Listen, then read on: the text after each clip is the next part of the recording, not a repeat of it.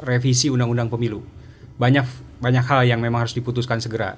Tadi bahwa putusan MK ini bukan obat mujarab, bukan.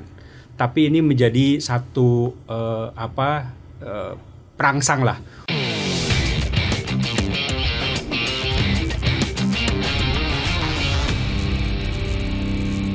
Kan ada yang mengkhawatirkan, ada salah satu tokoh di salah satu partai ya, kalau ini dilakukan maka nanti pemerintah pusat dikhawatirkan akan menghadapi oposisi di daerah, karena kepala daerah yang memimpin itu bisa jadi berseberangan dengan pemerintah.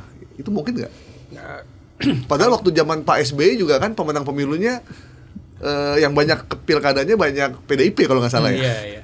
Nggak, saya pikir itu kan koridor ya, aturan. Itu menjadi hal yang sangat penting. Jadi kalau aturannya ajak terkait dengan soal pemerintahan daerah, kan sekarang sudah ada nih Undang-Undang 23 tahun 2014 terkait dengan soal pemerintahan daerah. Itu kan menjadi acuan penting dalam konteks koridor kedaerahan, pemerintah daerah seperti itu. Kalau sudah ajak aturannya, saya pikir ke bawahnya nggak ada. Proses pemilu kan berbeda dengan proses implementasi pemerintahan daerah di masing-masing daerah atau di masing-masing lapangan seperti itu. Jadi saya pikir nggak akan ada. Bahwa kemudian misalnya ada beberapa dinamika atau perbedaan pendapat, saya pikir wajar dalam konteks ini, karena kan bisa jadi misalnya daerah ada yang resources sumber daya alamnya lebih banyak. Ada yang memang tidak ada yang DAU-DAK-nya perlu disupport, ada yang tidak ada, kan seperti itu. Mungkin ke arah sana ininya, tinggal bagaimana persoalan aktivitas kepemerintahannya ini kan digayung sambuti oleh pemerintah pusat seperti itu. Jadi saya sih melihat ya tidak ada efek ke sana. Tinggal memainkan saja urusan dekonsentrasinya seperti apa, urusan desentralisasinya seperti apa. Ini yang memang menjadi poin penting. Apalagi sekarang nih sudah muncul nih soal usulan pemekaran daerah misalnya seperti itu di kabupaten kota. Ini kan juga menjadi penting untuk diatur bagaimana mekanisme-mekanisme yang ada di lapangan. Bagaimana ketersediaan anggaran yang ada. Kan tinggal mengatur itu pemerintah pusat. Kemarin isunya Jawa Barat jadi 5 provinsi itu. Itu keliru besar.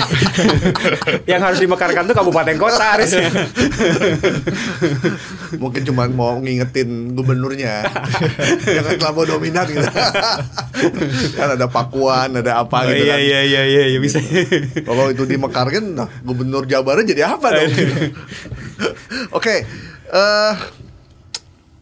Mas Iqbal optimis gak bahwa putusan MK ini akan ditindaklanjuti secara serius, atau teman-teman partai politik di DPR akan melakukan akrobatik dari yang tadi tuh constitution engineeringnya agak berlebihan dari yang seharusnya dilakukan?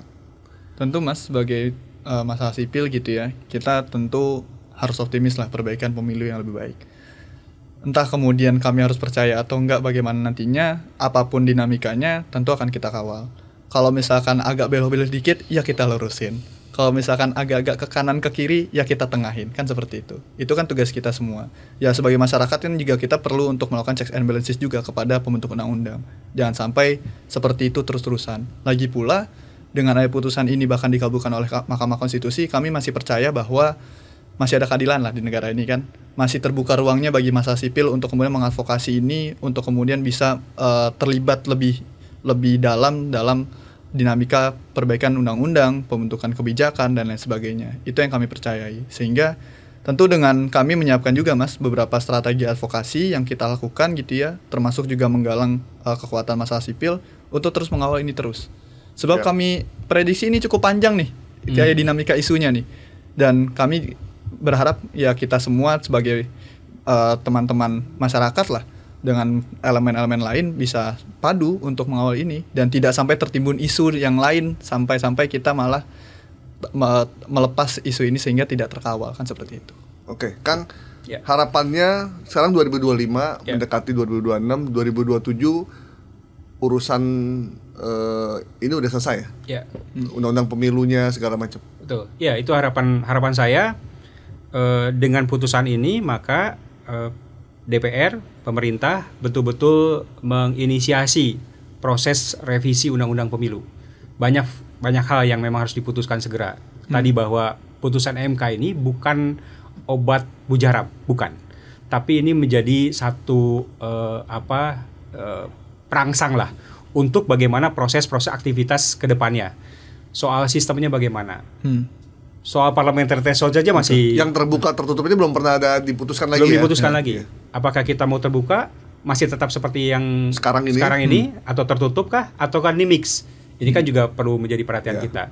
Redesign dapil, soal mekanisme pencalonan, soal mekanisme elektoral formulanya untuk menjadikan kursi suara menjadi kursi. Itu kan juga butuh perhitungan yang luar biasa. Dan yang terpenting adalah bagaimana proses penyelenggara. Saya sih ingin penyelenggara tadi benar diupayakan untuk tidak berantakan kayak gitu ya. Jadwal-jadwalnya semua dikondisikan dengan baik seperti itu. Termasuk yang terpenting adalah pemilih. Ada nggak will dari kita semua, termasuk partai gitu kan, untuk bagaimana pemilih itu betul-betul bisa rasional, betul-betul bisa melihat bahwa pemilu itu memang jadi kunci untuk membuka segala aktivitas yang ada. Mau itu pemimpin, mau itu pembangunan, mau itu segala macam, itu kuncinya di pemilu, memilih pemimpin tadi. Nah, ini yang memang perlu kita buka. Jadi banyak PR yang harus kita lakukan. Jadi kita berharap 2025 perdebatan mudah-mudahan bisa diakhiri. 2025-2026 sudah mulai konsen untuk revisi, bahkan 2026 mudah-mudahan sudah putus, sehingga 2027 kalau mengikuti tahapan yang awal misalnya itu sudah mulai aktivitas proses pemilunya. Jadi tahapan pemilunya ya 2027 itu. Saya sih ingin optimis dan percaya. Tapi ada yang bilang percaya dengan politisi itu sakit hati yang direncanakan. Sakit hati yang disadari. Iya. Jadi kita udah sadar ya kita akan sakit hati, tapi kita tetap percaya. Itu tuh Mas. Pada siapa lagi kita harus percaya? Sementara semua kebijakan negeri ini ujungnya adalah keputusan politisi. Untuk jadi presiden ya dia mesti jadi partai politik. Betul. Untuk jadi anggota DPR ya mesti jadi partai politik. Yang jadi menteri pun ya kalaupun bukan parpol, rekomendasi dari partai politik juga. Jadi sesuatu yang penting ini justru jarang kita bicarakan dalam ruang-ruang publik kita. Gitu. Nah, sebagai penutup nih, kita udah hampir 1 jam. Apa yang bisa Mas Iqbal dulu sampaikan dengan putusan MK ini dan harapannya ke depan termasuk buat masyarakat kita nih, netizen yang belum ramai dengan isu ini? Kami selalu percaya Mas bahwa teman-teman mungkin sudah banyak yang sadar gitu ya, teman-teman mungkin banyak yang sudah sepakat tapi mungkin belum untuk mensoundingkannya aja gitu ya. Tapi satu hal gitu ya, will politik itu memang harus tumbuh dan itu nggak bisa tumbuh tiba-tiba. Dia harus terus dirangsang, dia harus terus dihidupi. Bagi kami melarikan diri dari satu masalah itu bukan jalan yang baik gitu ya. Sekalipun kita sekecewa mampus sekalipun gitu ya. Tapi paling baik adalah kita tetap berdiri untuk sama-sama mengawal itu semua.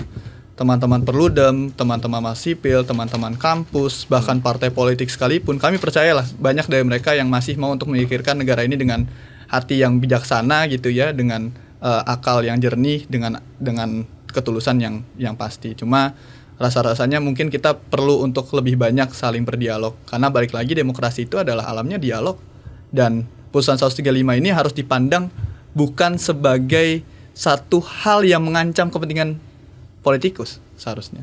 Tapi justru putusan 135 ini kalau kita mau bedah lebih jernih dan lebih tulus, putusan ini justru sangat-sangat mungkin mempermudah bagi setiap orang kok. Sangat-sangat mungkin untuk mempermudah langkah-langkah politik mereka juga. Dan sangat-sangat mungkin juga bagi kita sebagai pemilih untuk bisa terlibat dalam proses demokrasi ini dengan lebih baik, dengan platform yang lebih baik, dengan waktu yang lebih tepat. Itu harapan yang ingin kita capai, bahwa putusan 135 penataan pemilu nasional dan juga pemilu lokal bukan sebagai ancaman, tapi justru sebagai pintu awal untuk segala perbaikan. Seperti itu sih Mas. Kang, sudah ada koalisi partai non-parlemen berkumpul. Silakan Kang. Belum ada. Ya, tapi kalau lihat dari statement-statementnya kan saya pikir positif lah teman-teman, terutama teman-teman non-parlemen ya. Dan saya meyakini juga teman-teman kita di parlemen betul-betul memikirkan karena semuanya ini kan untuk kepentingan merah putih lah. Bagaimana mekanisme proses pemilu itu betul-betul ideal kita lakukan. Nah, oleh karena itu ya duduk bareng lah, ngopi bareng gitu kan, untuk bagaimana mendesain proses ini, dan secara real yang harus dilakukan adalah bagaimana secepatnya melakukan revisi undang-undang pemilu. Itu menjadi penting, dan kita menaruh harapan besar bagi DPR dan pemerintah untuk mengawal proses-proses seperti ini. Karena subjek pemilu itu kan ada 3 sebenarnya yang utama, selain lain-lainnya. Yang pertama adalah pemilih, yang kedua adalah penyelenggara, dan yang ketiga adalah peserta partai politik itu sendiri. Ya, jadi kalau misalnya 3 hal ini betul-betul bisa diakomodir berbagai kepentingan-kepentingannya, saya pikir pemilu tuh go ahead. Pemilu tuh akan menjadi hal yang baik. Dan siapapun nanti yang akan memimpin, kan ini kan proses punishment and reward dari masyarakat. Nah, ini yang memang harus diinikan kepada masyarakat. Punishment kalau memang nggak ada kasus, nggak benar, ada kasus korupsi dan lain sebagainya, ya nggak usah nggak pilih. Tapi kalau misalnya rewardnya ya memilih gitu kan. Nah, ini yang memang harus dicerahkan kepada masyarakat. Nah, mudah-mudahan putusan MK ini akan menjadi titik awal, walaupun tadi bukan segalanya karena harus didesain lebih lanjut, tapi titik awal untuk kita melakukan berbagai upaya. Termasuk kami juga di partai politik, ya harus kita siap-siap dengan putusan tersebut. Bagaimana proses rekrutmennya, rekrutmen kader, rekrutmen caleg, bagaimana mekanisme-mekanisme yang didesain nanti dalam konteks pemilu, walaupun sekarang belum muncul apanya. Bagaimana kita mempersiapkan berbagai mekanisme terkait dengan soal sistem dan lain sebagainya. Ini yang saya pikir juga kita sama-sama mempersiapkan ini dengan lebih baik. Oke. Baik, Mas Iqbal, thank you waktunya. Siap. Makasih juga luar biasa penjelasannya. Siap-siap dipanggil DPR ya nanti untuk ditanya-tanya kayaknya kan.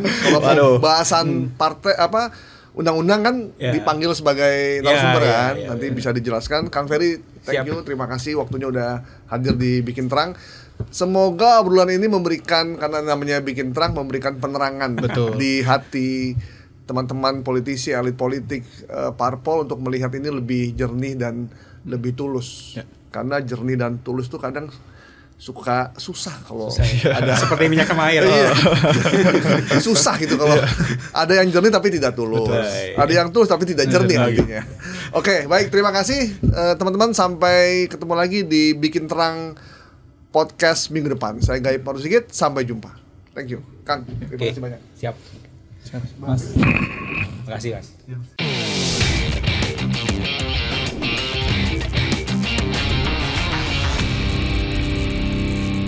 Revisi undang-undang pemilu, banyak hal yang memang harus diputuskan segera.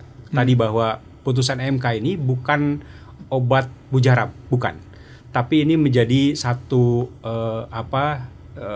perangsang lah